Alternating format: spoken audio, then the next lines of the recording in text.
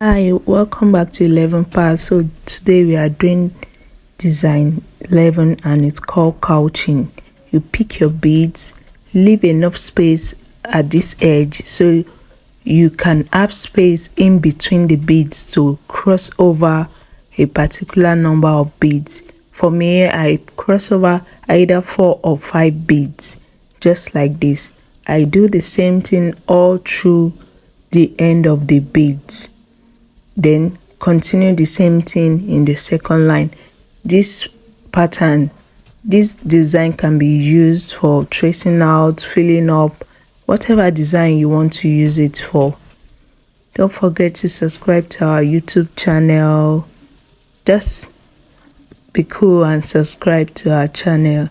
Comment any question you have for me. I'll be right here. Just drop your comment, and that is it. Thank you very much.